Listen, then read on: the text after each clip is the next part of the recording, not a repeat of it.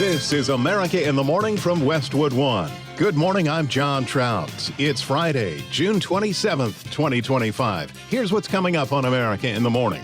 Republicans on the U.S. attacks on Iran's nuclear sites. The program was obliterated at those three sites. Democrats say maybe not. I'm Rich Johnson. Republicans trying to strike a budget deal before the 4th. It's not sustainable. They'll end up cutting your Medicare, Medicaid in half. I'm Bob Brown. The government is planning to deport Kilmar Abrego Garcia to a country that's not his native El Salvador. I'm Haya Panjwani. The Supreme Court has sided with South Carolina in allowing states to cut off Medicaid funding to Planned Parenthood. I'm Marcela Sanchez. On Wall Street, the S&P 500 index and the NASDAQ each hit fresh record highs yesterday. I'm Jessica Ettinger. Mexico isn't happy about debris from a SpaceX explosion. I'm Clayton Neville. All ahead on America in the Morning.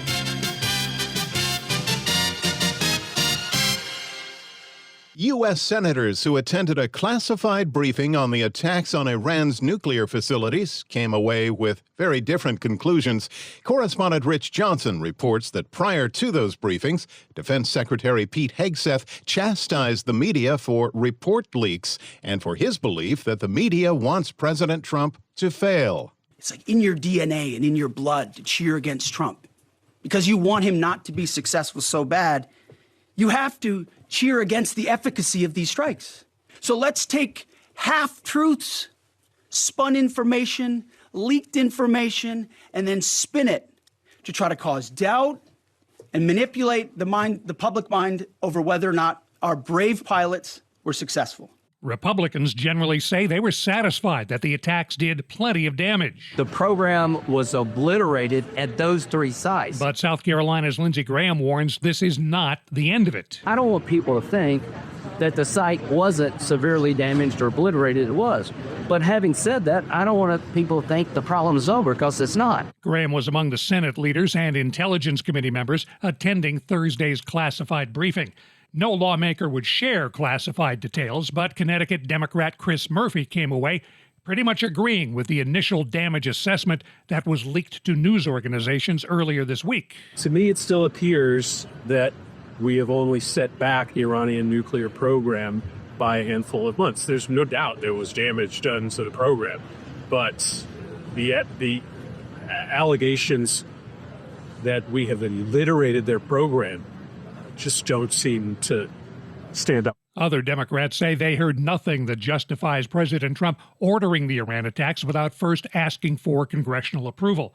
Kentucky Republican Rand Paul says he hopes the setbacks to Iran's program, no matter how long it may be, will inspire its leaders to come back to the nuclear bargaining table. My concern, though, is that they may go in the opposite direction and choose quickly to move on towards a nuclear weapon because of defeat, because of, the saving of face, because of, the demoralizing nature of appearing to be defeated. Paul's comments courtesy of Fox News. Iran's foreign minister said Thursday the country has no plans to resume negotiations over its nuclear program. And President Trump's decision to bomb the Iranian nuclear sites remains a source of outrage by many Democrats on the other side of the Capitol. House members were supposed to be briefed earlier this week, but the White House postponed it and has not rescheduled. I'm Rich Johnson. Lawmakers on Capitol Hill now have less than 7 days before a deadline from President Trump to pass his big, beautiful budget bill. But some in the GOP are divided over key provisions in the spending plan. Bob Brown reports. Republicans on Capitol Hill are working feverishly in getting President Trump's so-called big, beautiful bill passed and signed by the president by July 4th. However, momentum has stalled. Medicaid is left alone. It's left the same. Your Medicare and your Social Security are strengthened. We're not cutting. The Democrats are going to destroy all three of them because it's not sustainable. They'll end up cutting your Medicare, Medicaid in half. Border czar Tom Homan on Fox News explaining what's at stake. Airline flights to the city of choice, not get a free hotel room, not get 3 meals a day, not get free medical care. 2 million people paid more not to take advantage of that giveaway program. Why? Because they didn't want to be vetted. They didn't want to be fingerprinted. They didn't want to deal with law enforcement at all. Why is that? That just scared the hell out of everybody. It does me.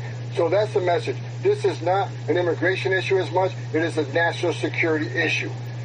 Secure border is about national security, and secure border is about interior enforcement. If there's no consequences, then border enforcement is less. House Speaker Mike Johnson. Well, look, I'm just going to say this. As I said when we sent our bill over, they should keep as close to as possible to the House product, because it took us, as you all know, a long time to negotiate this very specific provisions of that. So the more they deviate from it, the more difficult the job becomes to get the bill to the president's desk, and we're trying to do that quickly. Minnesota Senator Amy Klobuchar calling it a big, beautiful betrayal of a budget. Republicans have rushed through this bill before their self-imposed deadline. They're claiming that they're going to do this. Why the rush? Well, we believe they don't really want to have people know what's in it. I'm Bob Brown.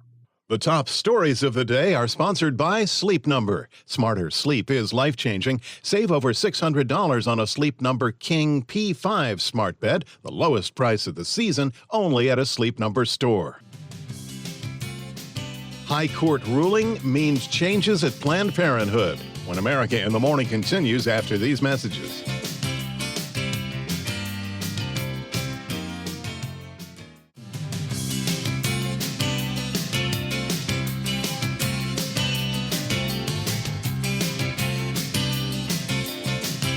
America in the Morning continues on this final weekend of June. A check of the nation's weather today. Here's AccuWeather.com meteorologist LaTroy Thornton. One of at least 3 cold fronts affecting the nation today will be the trigger mechanism for the highest severe weather risk of the day as it plows into a rapidly moistening air mass over the Dakotas and northern Nebraska, even into western Minnesota, all areas where AccuWeather severe weather experts say that storms this afternoon and tonight may produce localized damaging wind gusts, large hail, flooding downpours, and some tornadoes. This comes on the heels of the extended rain event through Thursday that brought several inches of rain and occasional severe weather to the Central Plains and parts of the upper Midwest, as an active storm track took a number of storms around what was strong high pressure that brought intense heat to the east this week. That exceptional heat will become even more limited in coverage today as the second cold front continues to move in an interesting southwesterly direction toward the interior northeast. For today, expect highs only in the 60s and 70s with showers and some thunderstorms for much of central eastern Pennsylvania, western and southern New Jersey, even into northern Virginia and the nation's capital, after many of these places again reach the upper 80s to the mid to upper 90s on Thursday. Even the areas between the severe zone and those cooler zones in the northeast face a stormy Friday thanks to the third cold front traversing the Great Lakes region. This feature pushing across rather warm Midwest and Central Plains regions as well will mean thunderstorms from Oklahoma to lower Michigan. A separate disturbance drops another round of afternoon storms in the southeast, some heavy mainly around Florida, with much of the west warm but dry outside of thunderstorms in New Mexico. In Des Moines, expect more clouds and sun today with widely separated thunderstorms and a high of 86. For Vail, Colorado, today brings some sun with a high of 82. That's the nation's weather. I'm AccuWeather.com meteorologist LaTroy Thornton. Follow our show where you get your podcasts. Just search America in the Morning in your favorite listening app. The Department of Justice says when a judge releases Kilmar Abrego Garcia, they will begin deportation proceedings against him and not to his native El Salvador. Correspondent Haya Panjwani reports. The government is planning to deport Kilmar Abrego Garcia to a country that's not his native El Salvador. That's according to federal prosecutors. They say that it's supposed to happen once he's been released from a Tennessee jail. Abrego Garcia has become a flashpoint for President Trump's immigration policies. He was mistakenly deported to El Salvador in March. He's been in jail in Tennessee since he returned to the U.S. on June 7th to face federal charges of human smuggling. Over the past 9 years, Abrego Garcia has played a significant role in an alien smuggling ring. They found this was his full-time job, not a contractor. Abrego Garcia's lawyers say they would comply with all court orders and that their plans are not imminent. I'm Haya Panjwani. Well, a new Supreme Court ruling could have a major impact on Planned Parenthood across the nation.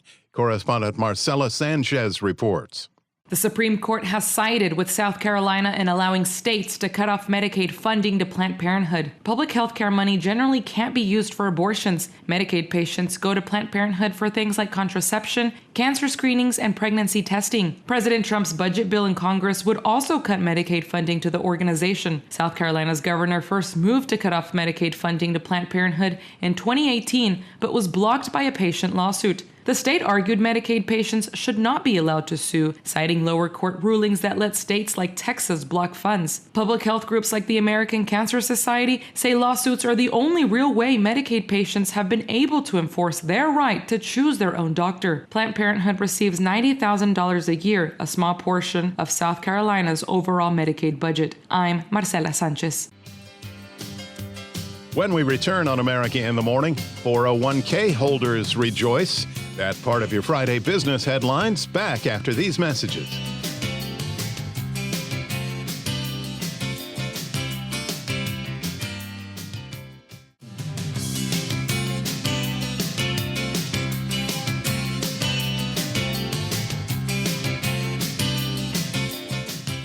This is America in the Morning. The Business Report is brought to you by Fisher Investments. Fisher Investments takes a disciplined approach with investing, helping clients navigate volatile markets. Learn more at FisherInvestments.com. New highs on Wall Street. Here's CNBC's Jessica Ettinger. Wall Street opens this morning after the S&P 500 index touched a fresh all-time high intraday yesterday. The NASDAQ the same. Each closed just shy of new closing record highs. The White House hinting that President Trump's July 9th trade tariff deadline for deals with dozens of countries may not be a deadline at all. The Dow soared more than 440 points. And if you have an account with an S&P 500 index fund in it, like a lot of Americans, you are now up almost 4% in that so far this year. Here's BlackRock's Rick Reeder on CNBC. You had this period people were concerned about. You had tariffs, you had Mideast, and some of those clouds have parted. And then what is so clear is you look at the amount of cash that's sitting out there globally. There is so much money that wants to come into the market that didn't for a while. And I just think if you don't have any negative news, the natural gravitational pull is into the market. Wall Street is cheering a possible Trump U-turn on the looming tariff deadline less than 2 weeks away. White House Press Secretary Caroline Leavitt just offered us the latest indication that July 9th deadline for the so-called reciprocal tariffs on countries' specific tariff rates, that it might not be as firm as we once thought. The deadline is not critical. The president can simply provide these countries with a deal if they refuse to make us one by the deadline, and that means the president can pick a reciprocal tariff rate that he believes is advantageous for the United States. That deadline, she says, is not critical. She goes on to reiterate something we have heard from the president before, that he believes he can simply issue a new tariff rate to any country that isn't negotiating, and that would be what he calls the new trade deal. CNBC's Megan Casella in Washington. Investors so far are shaking off some disappointing economic data. The U.S. economy contracted for the first time in 3 years in the first quarter. After strong growth in the fourth quarter of last year, the economy completely turned around. Growth sank between January and March, worse than forecast. First quarter GDP, it really did shift dramatically, down 0.5%. And this all has to do with tariffs, as everyone's trying to figure out what's going on with tariffs. I'm not sure anybody has figured out what's going on with tariffs. Weakest GDP going all the way back to 2022. CNBC's Rick Santelli. Mortgage rates dropped to their lowest level since early May. Would-be home buyers out looking this weekend would be happy to know. Freddie Mac says the average rate on a 30-year fixed home loan dropped to 6.77%. That's even lower. When you look at Mortgage News Daily, it has the average at 6.72%. On today's watch list, we get the latest on inflation. And new in theaters, it's Megan 2.0, a Universal film. Universal's a sister company to CNBC. And Apple's F1 Formula One movie starring Brad Pitt. Okay, CNBC's Jessica Ettinger with Friday Business. SpaceX squares off with the Mexican government when America in the Morning continues after these messages.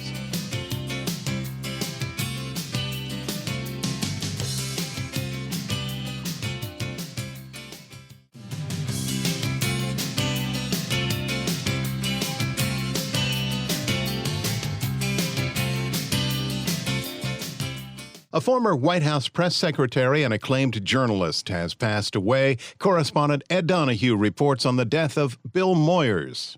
Former White House press secretary turned TV journalist Bill Moyers has died after a long illness. He was 91. Bill Moyers was a Baptist minister, deputy director of the Peace Corps, and fellow Texan President Lyndon Johnson's press secretary. The incision, as I understand it, was not any larger than it That's would have Moyers been 60 years ago when President Johnson had his gallbladder and kidney stones removed. From there, Moyers was a newspaper publisher, CBS reporter, and then onto PBS. Welcome to the Journal. There was Bill Moyers' Journal and series that covered politics in a wide range of subjects, including 1993's Healing in the Mind. We have the best medical care in the world, if you can afford it.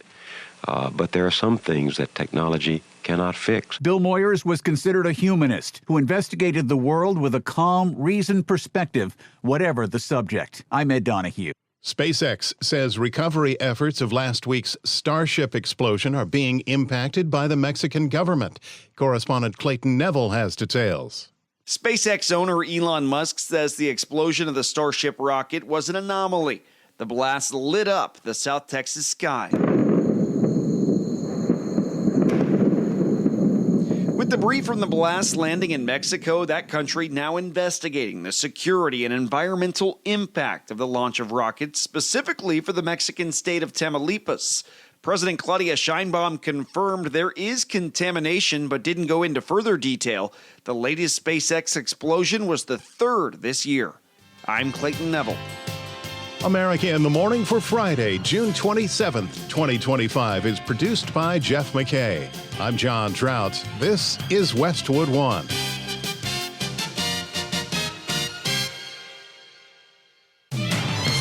This is America in the Morning from Westwood One. I'm John Trout. Coming up this half hour. Senators have been briefed by the Trump administration on the U.S. airstrikes on Iran. Ed Donahue, Washington. Calls to have the Senate parliamentarian fired. I'm Clayton Neville. The CDC vaccine panel's first meeting. Busy day for final session of the Supreme Court. More food dyes disappearing from our food and a major supermarket chain closing dozens of stores. Anna Wintour is stepping down as Vogue's editor-in-chief. I'm Haya Panjwani. The prosecution's closing arguments in the Sean Diddy Combs trial lasted around 5 hours. I'm Julie Walker. Start your engines for a big summer movie starring Brad Pitt. I'm Kevin Carr. Back after these messages.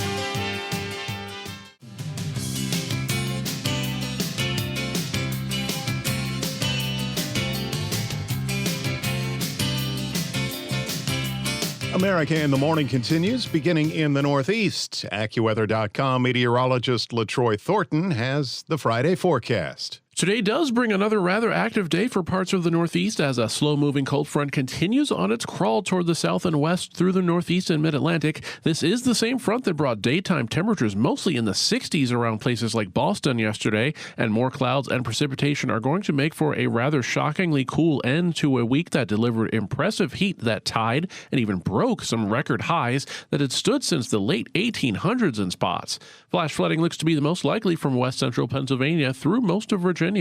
Expect showers to be more numerous in the drier air mass behind the front from the Baltimore area north and east through parts of the Hudson Valley and into mainly southern New England, with the thunder risk higher instead to the west of those zones, where more heat and moisture will remain in place from northern New England westward across lower Michigan ahead of a separate cold front advancing through the Midwest.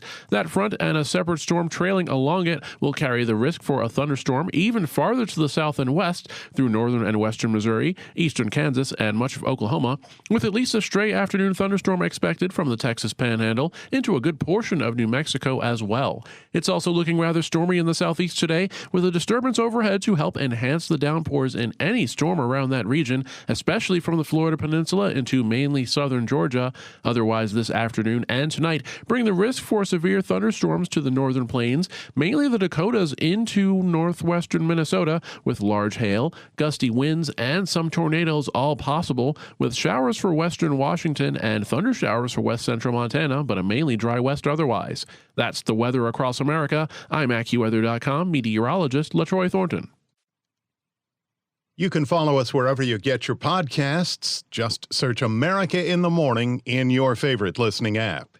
Thursday started with a Pentagon briefing from Defense Secretary Pete Hegseth, who defended the military's bombing of Iran's nuclear facilities while chastising the media for downplaying the strikes and focusing on a leaked report. Correspondent Ed Donahue reports U.S. senators had varied reaction after a briefing by the Trump administration on the B-2 strikes using those bunker-busting bombs.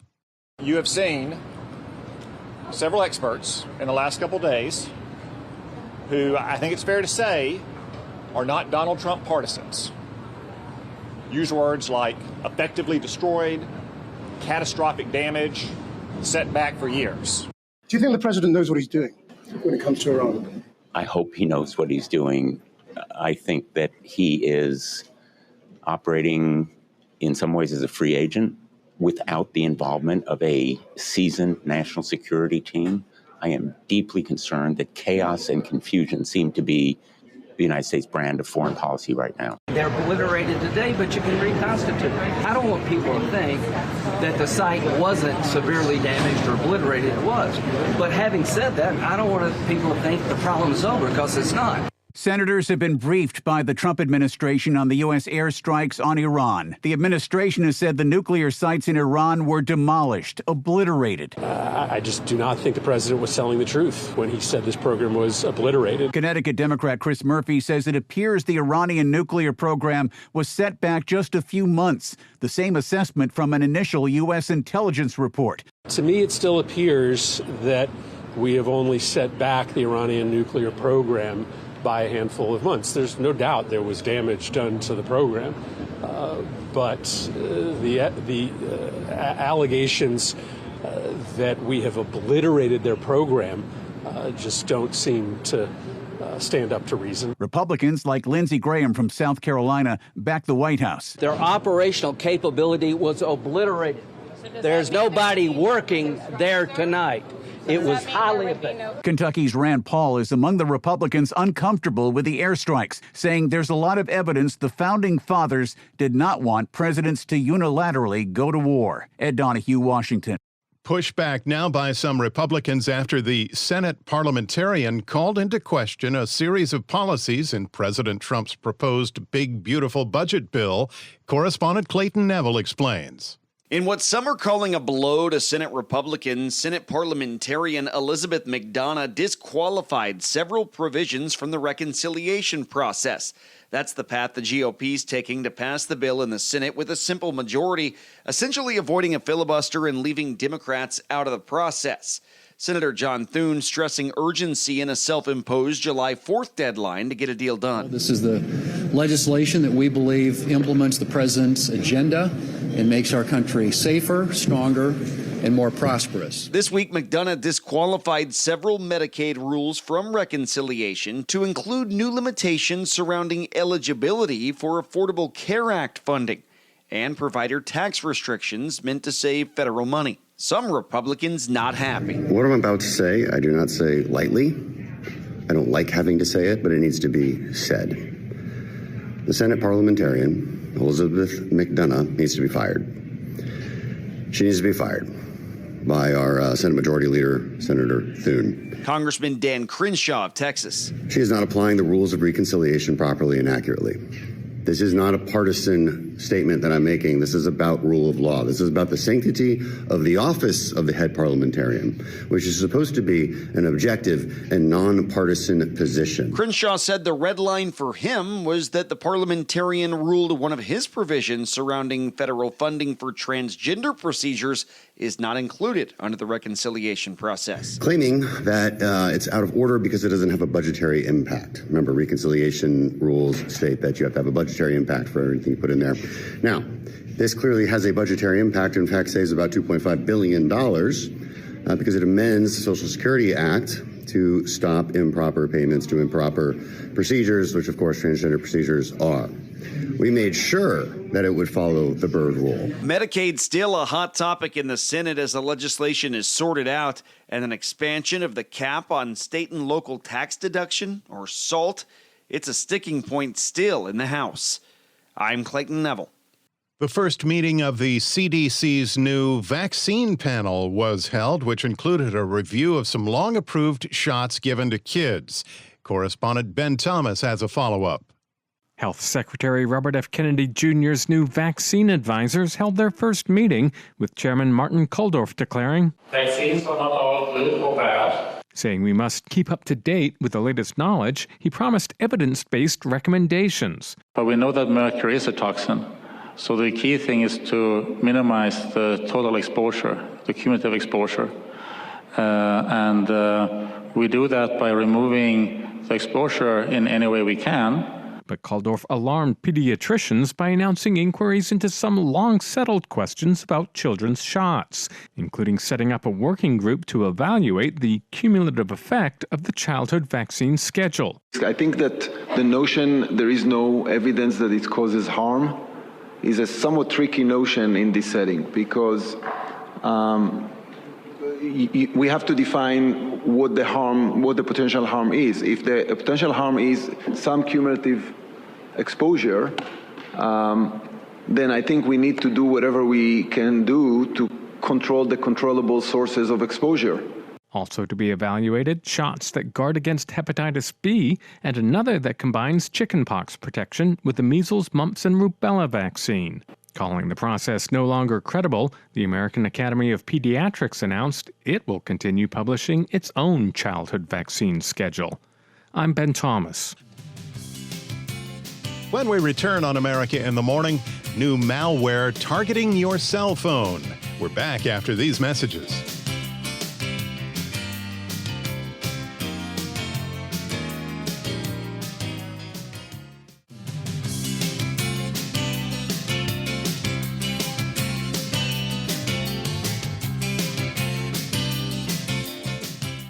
America in the Morning continues. You can expect a flurry of activity today at the Supreme Court, which will hand down its final decisions of the term, including an expected high-profile ruling on whether President Trump may enforce his executive order curtailing birthright citizenship.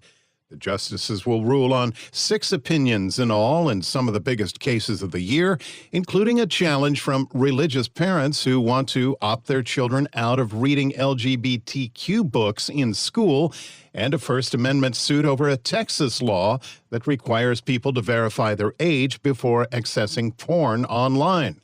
It will also decide a challenge to Louisiana's congressional districts. Last week, the court upheld a Tennessee law banning gender-affirming care for transgender minors. Another major food-producing company is phasing out artificial dyes in their products. Correspondent Lisa Dwyer has details. ConAgra Brands, the parent company of Duncan Hines, Slim Jim, Marie Collander's, Healthy Choice, and Birdseye, is the latest big food company that says it's discontinuing the use of artificial dyes. ConAgra says it will remove artificial colors from its frozen foods by the end of this year. ConAgra also says it will stop offering products containing artificial colors to K through 12 schools by the beginning of the 26-27 school year. And it will work to discontinue artificial dyes across its entire portfolio by the end of 2027. Other companies removing artificial dyes include Nestle, Kraft Heinz, and General Mills. I'm Lisa Dwyer. A major supermarket chain is closing dozens of stores nationwide in an attempt to improve its bottom line. Correspondent Mike Hempen reports. Kroger has announced plans to close 60 stores in the U.S. over the next year and a half to improve efficiency. The company hasn't said which ones will close, but employees at those stores will be offered jobs at other locations. Kroger interim chairman and CEO Ron Sargent says the company plans to open at least 30 new stores this year and will accelerate its openings in high-growth areas next year. Kroger is the nation's largest supermarket chain, with more than 2,700 stores. The store closings come as the company and its multiple brand names face labor unrest, with some employees going on strike. The United Food and Commercial Workers Union says there is chronic understaffing at some stores. I'm Mike Hempen. Anna Wintour has been the face of a popular fashion magazine for the past 37 years, but she's announced she's now stepping down as its editor-in-chief. Correspondent Haya Panjwani reports. Anna Wintour is stepping down as Vogue's editor-in-chief, but she'll still have editorial control. Wintour's appointing a new head of editorial content at Vogue to manage daily operations while keeping her influential role. She'll still be chief content officer for Vogue's parent company Condé Nast and global editorial director of Vogue. The new role at American Vogue will report directly to Wintour. This move allows her to focus on overseeing all of the Condé Nast brands worldwide, except for The New Yorker. Wintour is known for modernizing Vogue with celebrity covers and spotlighting emerging designers. I'm Haya Panjwani. Malware companies are warning about a new Trojan that's targeting cell phones, trying to gain access to your crypto funds. Chuck Palm has details in today's Tech Report. There's a new malware app making rounds out there, and it's trying to target your smartphone to gain access to your crypto wallet's passphrase. According to a report from decrypt.co, this Trojan is hiding in fake TikTok mods or other crypto apps and slipping past the App Store's defenses on both iOS and Android.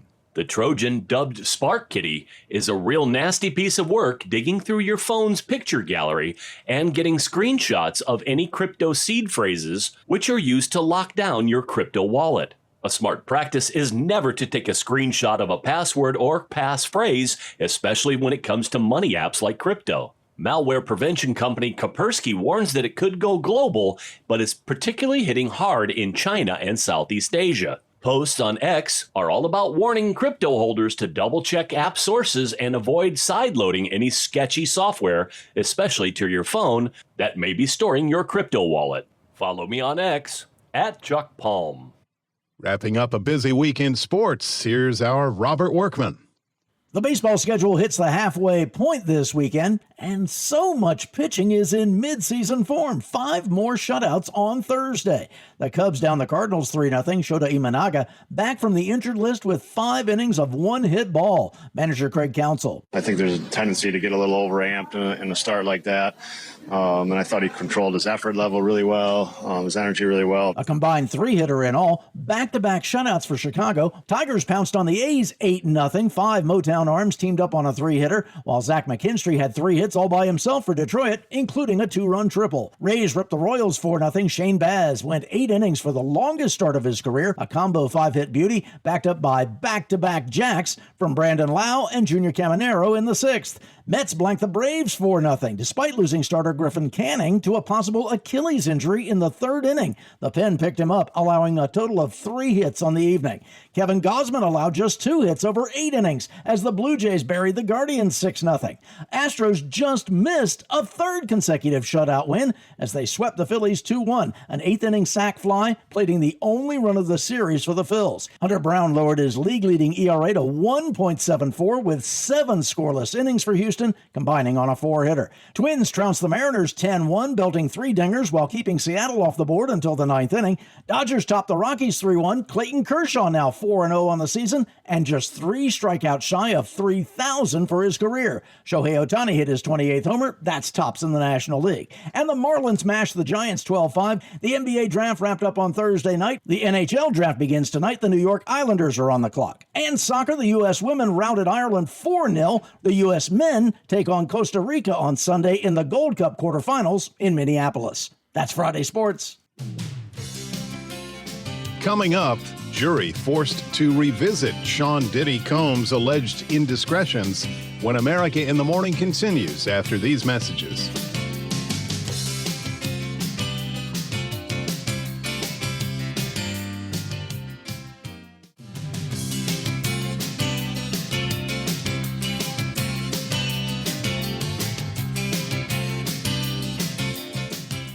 It was a marathon 5 hours of closing arguments from prosecutors at the Sean Diddy Combs trial, which included a recap of the sensational testimony and evidence, with the U.S. attorney saying the disgraced music mogul committed crime after crime for 2 decades.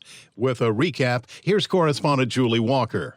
The prosecution's closing arguments in the Sean Diddy Combs trial lasted around 5 hours, with a jury of 4 women and 8 men paying close attention.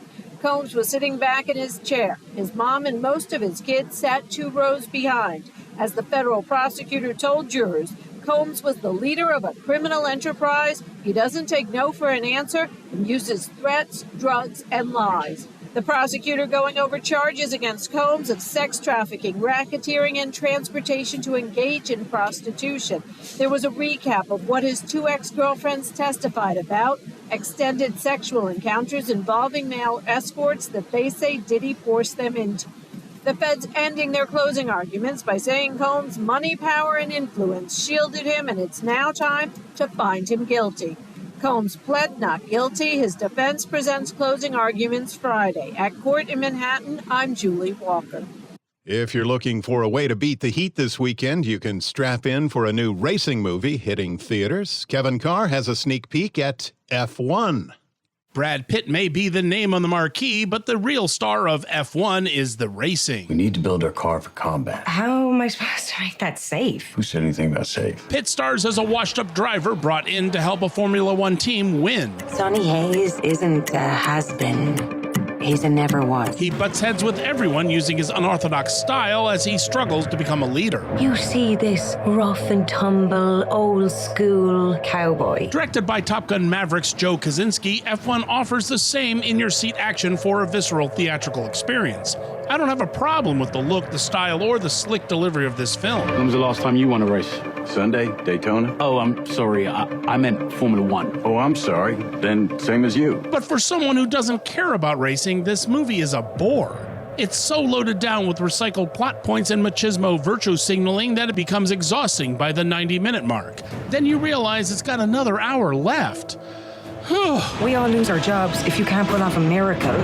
No pressure. Sure, this movie looks cool as all get out, but it's nothing more than an amalgamation of music videos and advertisements for the sponsors. Do you think any of them respect us? Fans of racing should love this, but it feels like it's been written and directed by testosterone itself, with some script punch-ups from sports film cliches and daddy issues. Hope it's not a strategy. Anything else, Professor? Try fast. F1 gets 2 Fs out of 5. I'm Kevin Carr, and that's the way I see it. America in the Morning for Friday, June 27th, 2025 is produced by Jeff McKay. I'm John Trout. This is Westwood One.